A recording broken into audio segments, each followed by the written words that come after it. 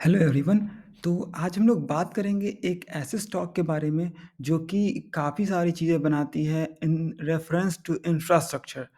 तो ये जो कंपनी का नाम है पॉलीकैब इंडिया लिमिटेड है, बहुत लोगों को पता चल गया होगा या शायद पता हो। तो इसके लिए हम देखते हैं कि वेबसाइट पे कि इसके वेबसाइट पे किस क्या-क्या प्रोडक्ट मैन्युफैक्चर करती है। उससे पहले एक बार हम ओवरव्यू ले लेते हैं कि ये leading manufacturer of cables and wires and allied product such as PVC हो और पीवीसी लग्स एंड ग्लैंड्स और इसके साथ-साथ fan, switches, switch gear, LED lights भी बनाती है, सोलर इन्वर्टर भी और पंप्स भी बनाती है।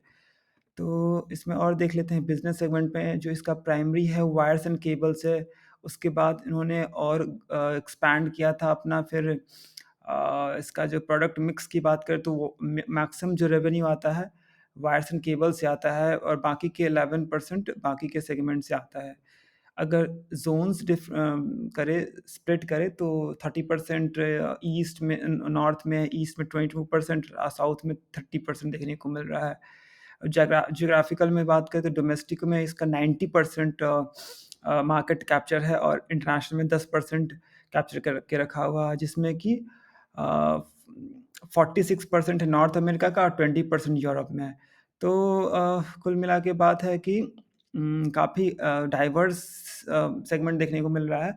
90% डोमेस्टिक है और बाकी के 10% है इन इंटरनेशनल में, जिससे ये होता है कि आने मतलब इंटरनेशनली भी एक रिकॉग्नाइज़ कर रही है इस कंपनी को और एक्सपैंड कर रही है। क्योंकि अभी रिसेंटली कैपेक्स किया था 460 करोड़ का और फिर 125 5 करोड़ का फिर एडवर्टाइज़िंग में। तो ठीक है। और के फैसिलिटीज़ की बात करें तो इसको 25 मैन्युफैक्चरिंग साइट्स हैं।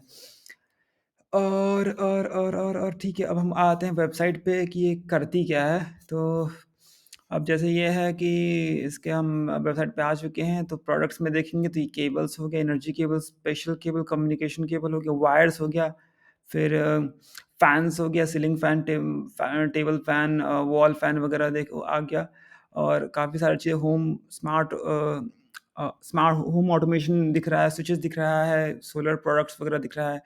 तो जो प्राइमरी है वायर्स एंड केबल है, उसके बाद धीरे-धीरे इस बाकी में फ़ोरे कर रही है या फिर अपना बिज़नेस एक्सपैंड कर रही है। तो थोड़ा-सा हम और नीचे आते हैं। ओके, तो ये हम आ गए, केबल्स, वायर्स हो गया, स्विचेस हो गया और हम अगर देखें तो 24% जो मार्केट शेयर है इसने कैप्चर करके रखा हुआ है और 70 कंट्रीज़ में एक्सपोर्ट करती है, जिसका 4300 ऑथराइज़्ड डिस्ट्रीब्यूटर्स है। अब हम वापस आते हैं स्क्रीनर पे। अ ओके, अब हम आते हैं स्क्रीनर पे, तो देखेंगे तो मार्केट कैप इसका 82,000 करोड़ का, अगर हम पीयर्स पे देखें, तो सबसे ज़्यादा इसी का अगर मार्केट कैप के हिसाब से सबसे बड़ी कंपनी यही है और इसके आस-पास भी कोई नहीं। इसका सेकंड नंबर पे केईआ इंडस्ट्री, जो एक टाइम पे नंबर 1 हुआ करती थी, अब काफ़ी पीछे है इससे। और हम अगर स्टॉक प्राइस की बात करें तो 5485 है और एक चीज़ बता दें कि इस कंपनी पे रिसेंटली आईटी रेड भी हुआ था, इनकम टैक्स ने छापा मारा था आई गेस 50 लोकेशंस पे। तो रिसेंटली उसके बाद हुआ कि 5% डाउन हुआ, लेकिन उसके बाद भी ज़्यादा इम्पैक्ट हुआ नहीं इसके स्टॉक पे। और बाकी देखते हैं क्या होता है, वो हमारे बाद की बात है। अगर हम बाकी के फंडामेंटल्स देख लें तो करंट प्राइस का 5400 है और ऑल टाइम हाई इसका 5700 है, जो कि रेड हुआ था तो फिर हमारा 5% अप्रॉक्सिमेट कम हुआ था और जो लो है 52 वीक लो है 2500। तो अप्रॉक्सिमेट देखें तो एक साल में 100% से ज़्यादा का रिटर्न अगर हम यहाँ से देख लें तो एक साल में 113% का रिटर्न है। 5 साल में देखेंगे तो 750% का रिटर्न है। कितना ज़बरदस्त रिटर्न है। Being a leader in its own segment, उसके बाद भी हमें देखने को मिल रहा है। ठीक है, ओके। स्टॉक भी देखेंगे तो हाइयर देखने को मिल रहा है, बट अगर हम प्राइस के हिसाब से देखें तो दिस इज़ फाइन। ओके, ये हमारा पी रेशियो देखें तो देखने को मिल रहा है कि काफ़ी हाई है और ये सिमिलर पी रेशियो देखने को मिल रहा था 2022 में 1 साल पहले, बट अगेन इसको जस्टिफ़ाई करने की कोशिश कर रही है। अगर हम इसके क्वार्टरली रिज़ल्ट्स पे जाते हैं, तो देख रहे हैं कि लास्ट के आई मीन लास्ट के 3 साल का डेटा हमारे पास है। 300 था 2020 में सितंबर में, जो कि अब होके इसका ऑपरेटिंग प्रॉफ़िट 609 हो गया है, क्वार्टरली की बात करें तो। अगर नेट प्रॉफ़िट की बात करें तो नेट प्रॉफ़िट अगर क्वार्टरली भी देखें तो डबल से भी ज़्यादा है, अप्रॉक्सिमेट डबल है, सॉरी। अगर हम ईयरली डेटा देखें तो यहाँ पे हमारा सेल्स देख रहे हैं 4,000 करोड़, फिर 47, 5200, 5500, 67, इस तरह से बढ़ते-बढ़ते 16,000 करोड़ तक का हमें सेल्स दिख रहा है। अप्रॉक्सिमेट 4 टाइम्स इंक्रीज़ हुआ है सेल्स में। अगर यही हम प्रॉफ़िट की बात करें तो 3 से लेके 2200 लगभग 7 गुना से भी 7 टाइम्स से भी ज़्यादा देखने को मिल रहा है प्रॉफ़िट। और जो ही सिंपल हमारा नेट प्रॉफ़िट में भी रिफ्लेक्ट होगा, तो जो कि हमारा कितना हो गया ना, 18 लगभग 17 18 18 लगभग 18 टाइम्स ज़्यादा हो गया नेट प्रॉफ़िट। तो बहुत ही ज़बरदस्त और सॉलिड फंडामेंटल्स है इसके। अगर हम बात करें सेल्स की, प्रॉफ़िट की, नेट प्रॉफ़िट की, तो काफ़ी ज़बरदस्त देखने को मिल रहा है, जो कि हमारा शेयर प्राइस में क्लियरली देखने को मिल रहा है। अगर 5 साल के डेटा का बात करें, तो 8 गुना हमारा इंक्रीज़ हुआ है। अगर यही हम प्राइस देखें, लाइक लास्ट 5 ईयर में अगर प्रॉफ़िट की बात करें तो अ, उम, पीएनएल आ गया ये हमारा। अगर हम बात करें तो 300 से 5 टाइम्स हमें देखने को मिल रहा है, 5 टाइम्स से भी ज़्यादा अप्रॉक्सिमेट। तो काफ़ी डिसेंट सा आई मीन सॉलिड फंडामेंटल्स है इसके। अगर रिज़र्व्स की बात करें तो एक टाइम पे 1400 करोड़ था 10 साल पहले, जो कि अब होके 7,000 करोड़ हो चुका है। अगर बोरोइंग की बात करें तो बोरोइंग ना के बराबर है। अगर देखें तो लॉन्ग टर्म बोरोइंग ना के बराबर है, बाकी शॉर्ट टर्म बोरोइंग तो उतना मैटर होता नहीं है, कंसीडरिंग द फैक्ट कि हमारे 7,000 करोड़ का रिज़र्व है। अगर हम कैश फ्लो की बात करें, ओके, रेशियो की बात करें तो हमारा इन्वेंटरी डे 70 से 104 हो गया है, जो कि ठीक है।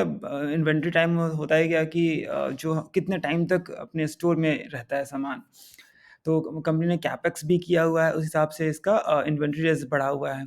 अगर कैश कन्वर्जन साइकिल की बात करें तो 81 से जो कि 65 हो गया है। तो कैश को कन्वर्ट करने में वापस से 1 साल 65 डेज़ लगा, जो कि पहले 81 डेज़ लगता था। अब आते हैं हम शेयर होल्डिंग पैटर्न पे, तो प्रोमोटर्स के पास 65-66% के आई मीन माल रखा हुआ है।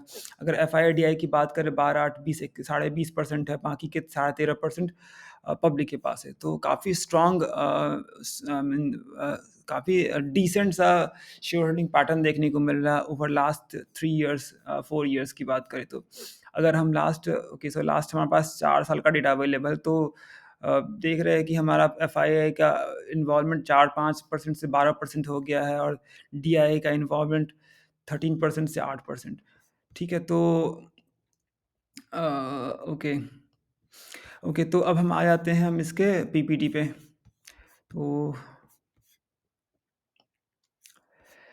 तो पीपी में हम ओवरव्यू देख लेते हैं, तो की हाइलाइट्स में होगा फाइनेंशियल ईयर Q2 का। यहाँ पे देख रहे हैं कि 27% ईयर ऑन ईयर ग्रोथ है, 8% क्वार्टर ऑन क्वार्टर ग्रोथ है।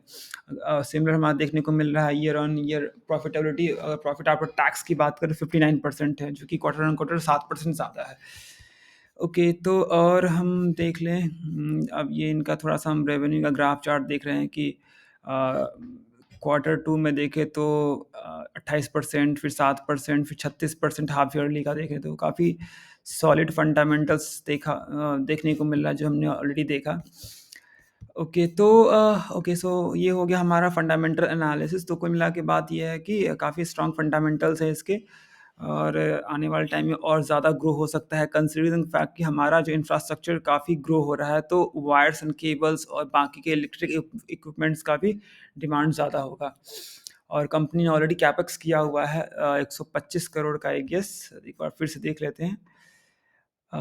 100 ओके, 460 करोड़ का कैपेक्स है, और जो 125% एडवर्टाइज़मेंट पे भी फ़ोकस किया हुआ है, तो इसका फ़ायदा ऑब्वियसली मिलेगा ही। तो अगेन डिस्क्लेमर है कि इट्स अप टू यू कि आपको आपका हार्ड अर्न्ड मनी है तो आपको कैसे इन्वेस्ट करना है, बट मेरे हिसाब से ये सॉलिड फंडामेंटल से आने वाले टाइम अच्छा ग्रो कर सकता है। हो सकता है कि अगर हम इसके डाउन टर्न की बात करें तो यहाँ पे हम अगर देखें शेयर होल्डिंग पैटर्न दो कि कोविड के टाइम में अप्रॉक्सीमेट 44% क्रैश हुआ था। और उसके बाद अगर देखें तो इस 2000 सितंबर से लेके दिसंबर लगभग 1 साल हमारा स्टॉक ना के बराबर चला था, चला ही नहीं था अगर देखें तो। लेकिन उसके बाद फिर वापस से इसने रिकवरी ज़बरदस्त सॉलिड दा अगर हम 1 साल की बात करें तो इस पीरियड में लगभग ना के बराबर 1 साल ना के बराबर थे, लेकिन वापस से फिर 1 साल में ही इसने ज़बरदस्त धमाकेदार इसने रिटर्न दे दिया। और कुल मिला के बाद देखें तो एक फंडामेंटल स्ट्रॉन्ग है, so we can study and again it's up to you. आपका अपना स्टडी भी होना चाहिए। So that's it from my side. Thank you so much for watching. See you in the next video. Bye bye.